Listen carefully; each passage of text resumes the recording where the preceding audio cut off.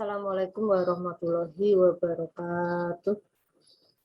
Selamat bertemu kembali di mata pelajaran farmakognosi. Pada pertemuan kali ini, Bu Dita akan membahas mengenai obat tradisional. Nah, adapun kompetensi dasar yang akan kita pelajari, yaitu yang pertama ada menganalisis sediaan obat tradisional dan membuat sediaan obat tradisional. Nah, sebelum kita masuk lebih jauh tentang obat tradisional, terlebih dahulu kita harus tahu apa pengertian obat tradisional, kemudian sediaan klinik, dan lain sebagainya. Nah, obat tradisional ini itu merupakan bahan atau ramuan bahan yang berupa bahan tumbuhan, bahan hewan, bahan mineral, sediaan sarian atau galenik, atau campuran dari bahan-bahan tersebut yang secara turun-temurun telah digunakan untuk pengobatan dan dapat diterapkan sesuai dengan norma yang berlaku di masyarakat. Nah, pengertian obat tradisional ini itu tercantum dalam Permenkes nomor 246 tahun 1990. Sedangkan yang dimaksud sediaan galenika itu adalah hasil penarikan zat aktif dari suatu simplicia yang berasal dari tumbuh-tumbuhan atau hewan dengan menggunakan pelarut yang sesuai. Kemudian obat tradisional ini dapat dikatakan juga sebagai bahan atau ramuan bahan yang berupa bahan nabati, bahan hewani, bahan mineral, sediaan galenik, atau campuran dari bahan-bahan tersebut yang secara turun-temurun telah digunakan untuk pengobatan berdasarkan pengalaman. Tapi pengertian obat tradisional dan sediaan galenik.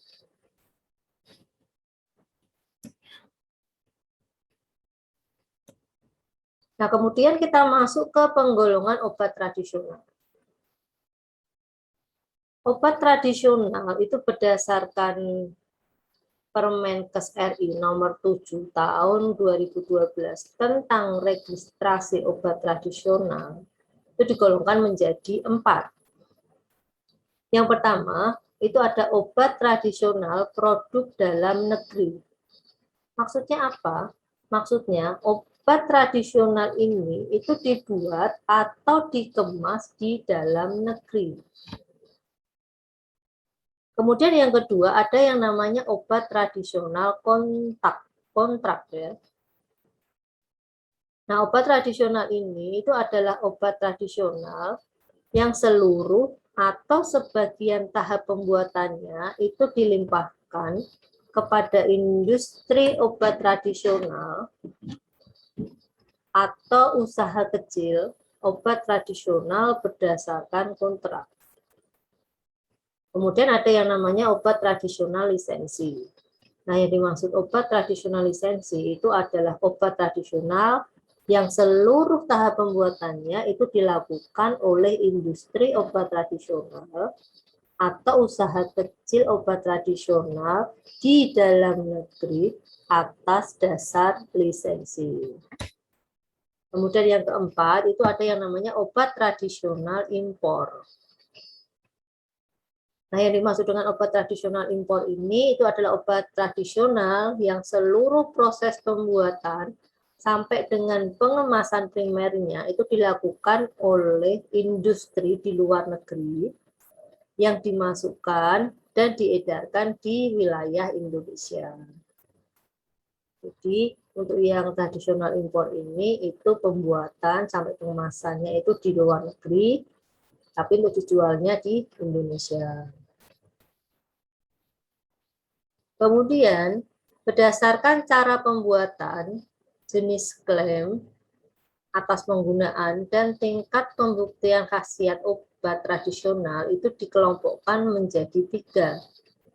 Ada yang namanya jamu, kemudian obat herbal terstandar atau OHT, dan ada yang namanya fitofarmaka. Nah, pada pertemuan kali ini itu yang akan kita bahas itu adalah jamu, OHT, dan fitofarmaka. Nah, apa sih yang dimaksud dengan jamu, OHT, dan fitofarmaka itu? Nah, yang dimaksud dengan jamu itu adalah sediaan ramuan tradisional yang berasal dari tumbuhan, hewani, ataupun mineral yang secara turun-temurun itu digunakan di masyarakat secara tradisional. Nah, untuk apa? Nah, digunakan untuk membantu mengurangi gejala dari suatu penyakit.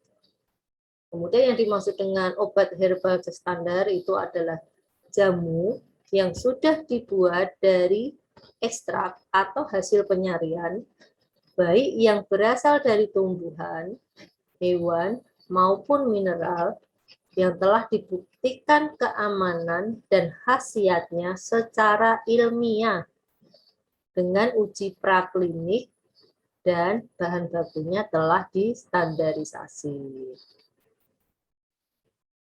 Kemudian yang dimaksud dengan fitofarmaka itu merupakan pengembangan dari obat herbal standar yang berkhasiat dan keamanannya telah didasarkan pada uji klinik.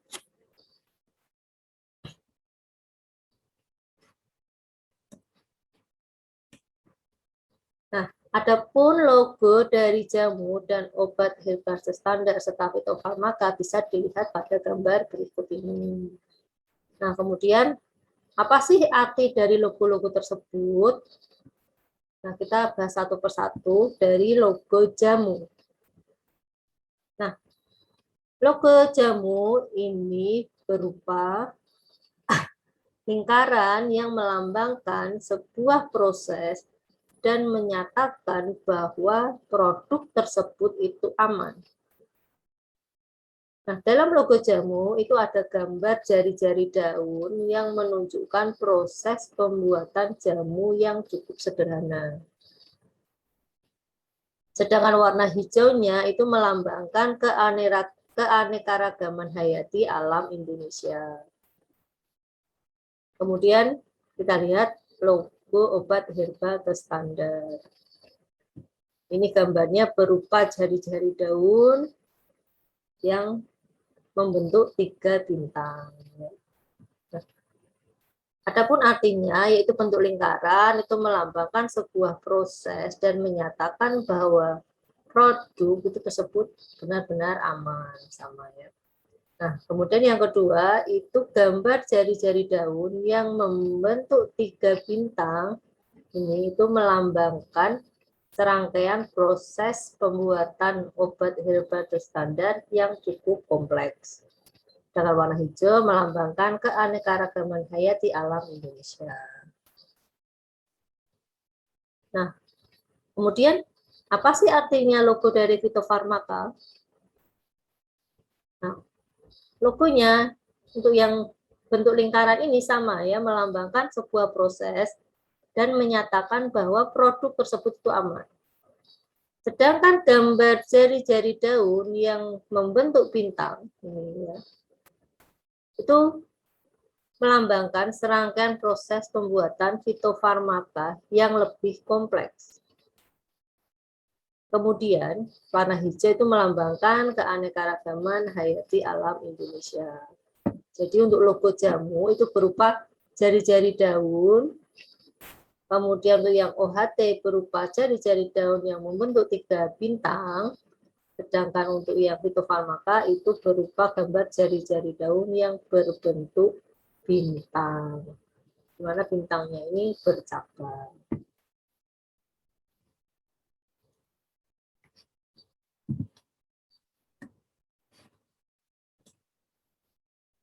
Kemudian kita masuk ke kriteria jamu OHT dan fitofarmaka. Kita mulai dari kriteria jamu. Kriteria jamu itu ada 3. Yang pertama, jamu itu harus aman. Kemudian klaim khasiat dibuktikan secara empiris. Yang ketiga itu memenuhi syarat mutu. Adapun kriteria dari OHT, yaitu yang pertama adalah aman, yang kedua klaim khasiat dibuktikan secara ilmiah atau praklinik, yang ketiga bahan baku yang digunakan telah terstandarisasi, dan yang keempat memenuhi persyaratan mutu. Sedangkan untuk kriteria fitofarmaka itu sendiri, yang pertama adalah aman, kemudian klaim khasiat dibuktikan secara klinik, dan yang ketiga menggunakan bahan baku terstandar serta memenuhi persyaratan mutu. Nah, bagaimana sih perkembangan obat tradisional atau jamu di Indonesia ini? Kita langsung saja mulai. Nah, jamu itu merupakan warisan budaya dari nenek moyang kita. Dari dulu sampai sekarang, itu jamu masih dipakai di Indonesia. Nah, perkembangan jamu dari masa ke masa itu mengalami perubahan, baik dari segi bentuk sediaan maupun dari klaim khasiat. Nah, jamu ini pada awalnya itu berupa sediaan rebusan dari bahan rempah-rempah atau bahan tumbuhan yang langsung dipanen dan langsung digunakan sebagai obat.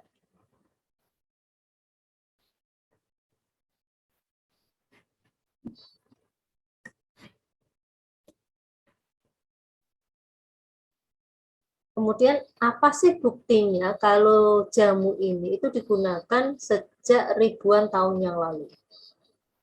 Nah, dari penelitian didapatkan bahwa jamu ini sudah digunakan sejak ribuan tahun yang lalu. Itu berdasarkan dari temuan-temuan yang pertama itu ada relief Candi Borobudur. Kemudian yang kedua ada lontar usada dari Bali. Kemudian yang ketiga ada peninggalan Keraton Surakarta, yaitu berupa serat Kawruh bab Jampi-Jampi Jawi tahun 1858, kemudian ada serat Centini tahun 1814, dan ada serat Primbon Sarat dari Raden Atmasupana II.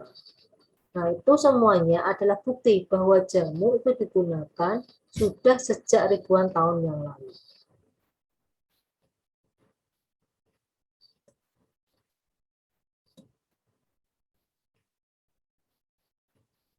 Nah, sesuai Undang-Undang Nomor 36 Tahun 2009 tentang Kesehatan, pemerintah itu menginginkan penggunaan obat tradisional atau jamu itu dapat dipertanggungjawabkan, baik secara medis dalam pelayanan kesehatan formal. Nah, adapun tujuan jamu atau obat tradisional, ini tujuannya untuk pengobatan sendiri yang secara empiris atau turun-temurun itu dikatakan aman oleh nenek moyang kita. Nah, kemudian tren masyarakat modern yang sekarang itu adalah back to nature, yaitu pengobatan alam. Nah, tren masyarakat modern inilah yang menyebabkan penggunaan jamu semakin meningkat. Sehingga obat tradisional atau jamu itu dituntut untuk lebih aman, berkhasiat, dan berkualitas. Nah, apa sih maksudnya si jamu ini harus berkhasiat, aman, dan berkualitas? Nah, jamu ini pertama harus aman. Maksudnya apa?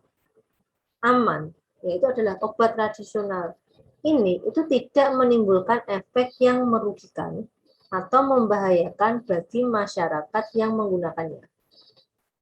Itu aman.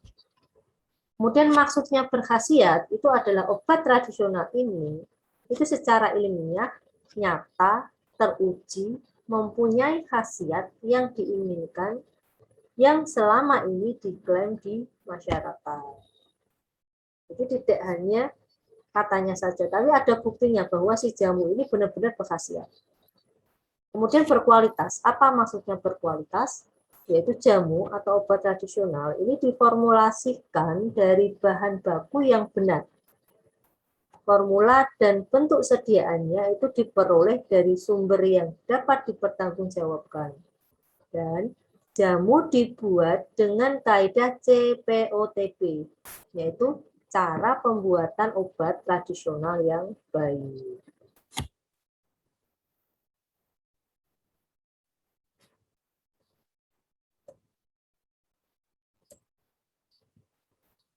Kemudian kita berbicara tentang parameter obat tradisional atau jamu.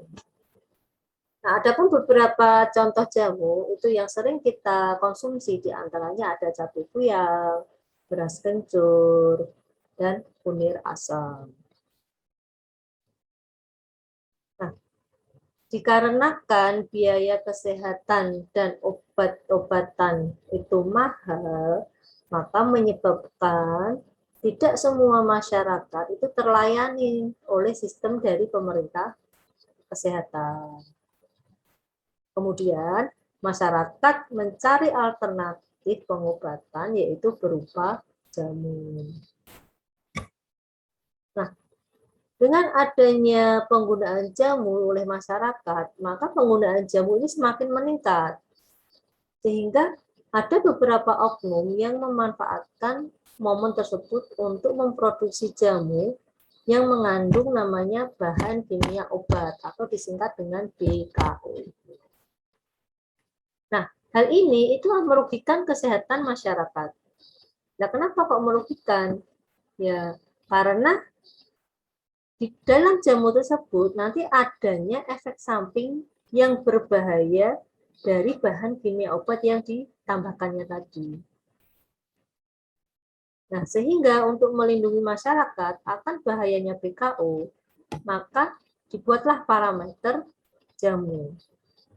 Nah, parameter ini digunakan sebagai upaya untuk pencegahan supaya masyarakat itu dapat terlindungi dari bahaya jamu yang mengandung BKO. Nah, semuanya ini tercantum dalam Permenkes nomor 007 tahun 2012.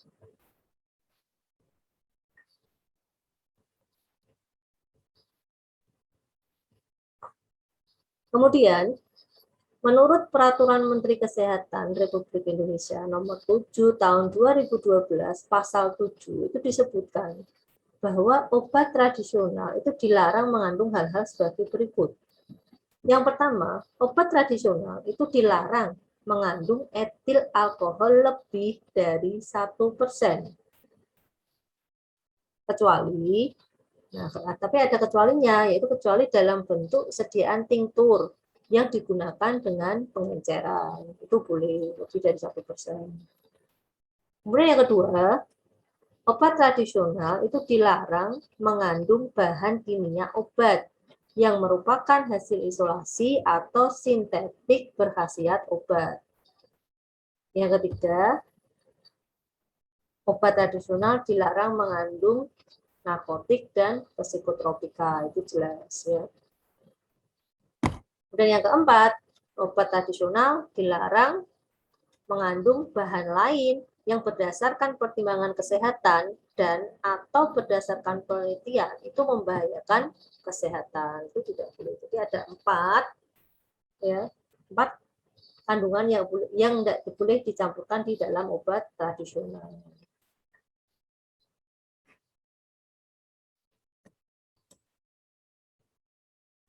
Nah, kemudian obat tradisional ini dilarang dibuat dan atau diedarkan dalam bentuk sediaan tertentu.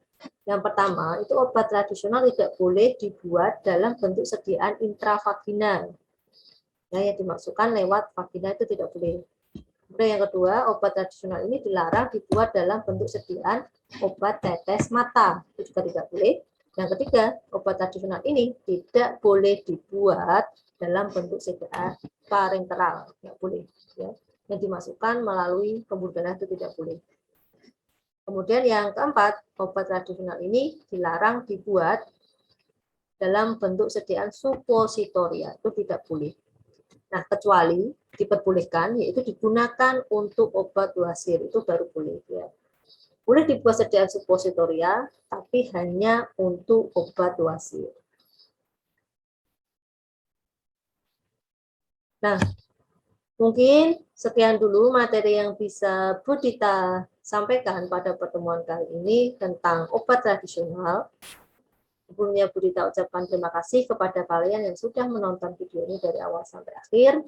Sekian dulu. Wassalamualaikum warahmatullahi wabarakatuh.